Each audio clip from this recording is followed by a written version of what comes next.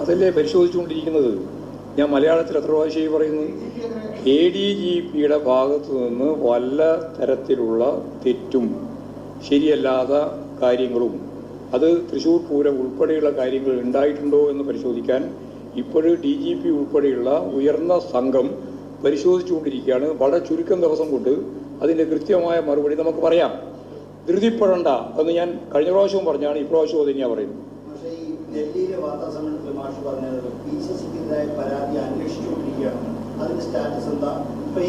അല്ല നിങ്ങൾക്ക് അല്ല അൻവറിന് ഞങ്ങൾ പരിശോധിക്കേണ്ടുന്ന കത്തിന്റെ ഉള്ളടക്കം പൂർണ്ണമായിട്ട് നിങ്ങളുടെ കൈ കിട്ടിയല്ലോ. ലോകത്തെമ്പാടുമുള്ള ഏത് മനുഷ്യന്റെയും മുമ്പിൽ ശശിയെ സംബന്ധിച്ചുള്ള അദ്ദേഹത്തിന്റെ പരാതിയുണ്ട്.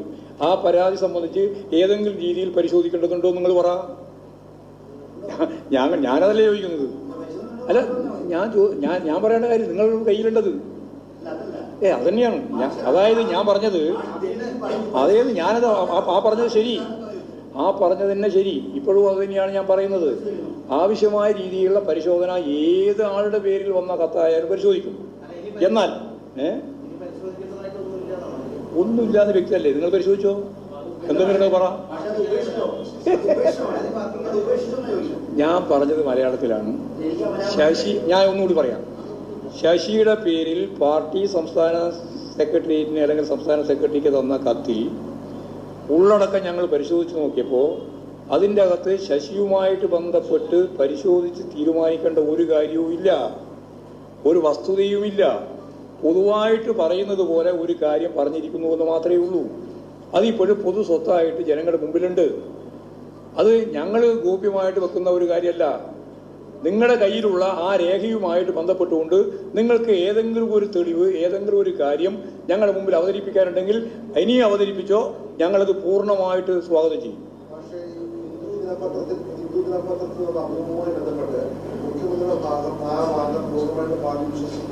പൂർണ്ണ വിശ്വസിക്കലല്ല, അതാണ് ശരി.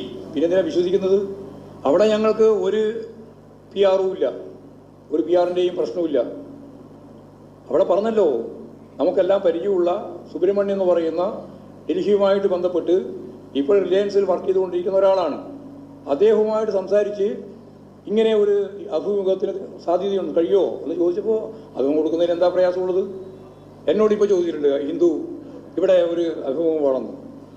എന്താ കൊടുക്കുന്നതിന് പ്രശ്നമുള്ളത്? ഞങ്ങൾക്ക് പത്രക്കാരെ കാണുന്നത് യാതൊരു ഭയവും ഇല്ല, നിങ്ങൾക്കറിയാലോ. അതല്ലേ എന്നോടല്ല പറഞ്ഞല്ലേ, ഇവിടെ കേരളത്തിലാണ് ചോദിച്ചത്. റിപ്പോർട്ടറല്ല, എന്നോട് ചോദിച്ചത് CN മോഹനാണ്. CN മോഹനോട് ചോദിച്ച ചോദ്യത്തിന്റെ ഭാഗമായിട്ട് അദ്ദേഹം എന്നോട് പറഞ്ഞു, ഇങ്ങനെ ഒരു ദിവസം വേണമെന്ന് പറയുന്നുണ്ട്, ഹിന്ദു പത്രത്തിന് ഒരു അഭിമുഖം വേണം എന്ന് പറയുന്നുണ്ട്, എപ്പോഴാണ് കൊടുക്കാൻ? ഞാൻ നമുക്ക് കൊടുക്കാം. ഞാൻ തിരുവനന്തപുരത്തുള്ള സമയത്തോ അല്ലെങ്കിൽ എവിടെയാണോ വേണ്ടത് അവിടെ കൊടുക്കാം. എന്താ കൊടുക്കുന്നതിന് പ്രശ്നം? അതിന് PR-ന്റെ ഒരു ആവശ്യം പാർട്ടിക്കുമില്ല, ഒട്ടും ഗവൺമെന്റിനുമില്ല. ഇത് നിങ്ങൾക്ക് മനസ്സിലാവുന്നില്ല. മനസ്സിലാവാനിട്ടല്ല, നിങ്ങൾക്ക് മനസ്സിലായാലും ഇതൊരു വലിയ സംശയമായിട്ട് ജനങ്ങളുടെ മനസ്സിൽ കൊണ്ടുവരാനാണ്.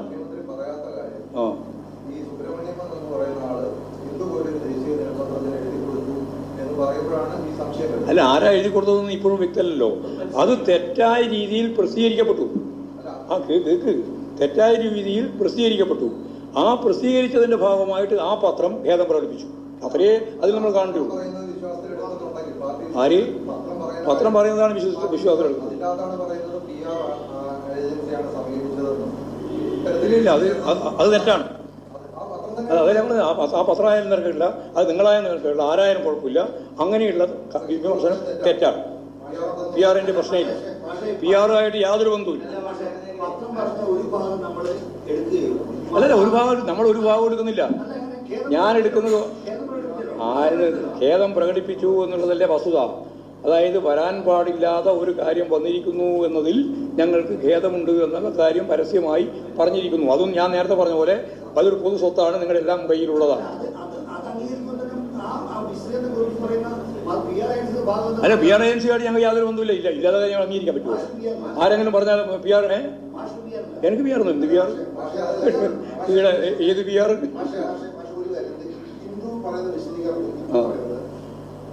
ഞാൻ ഇനി അതിൽ വിശദീകരിക്കാൻ ചെയ്യുന്നില്ല, വെറുതെ ആവശ്യമില്ലാതെ പറഞ്ഞുകൊണ്ടിരിക്കുക. നിങ്ങൾക്ക് മലയാള മനോരമക്ക് ഇതേരി പറഞ്ഞുകൊണ്ട് അടുത്ത പ്രാവശ്യം ഒരു 10 ചോദ്യം കൂടി ചോദിക്കണം. ആ ചോദ്യത്തിൽ ഇപ്പം തന്നെ ഞാൻ മറുപടി പറഞ്ഞോളാം. കൃത്യമായ മറുപടി ഞാൻ പറയാണ്. ഒരു PR-ഉം ഇല്ല. അത് കഴിഞ്ഞു. ഇനി വേറെ ചോദ്യമില്ല.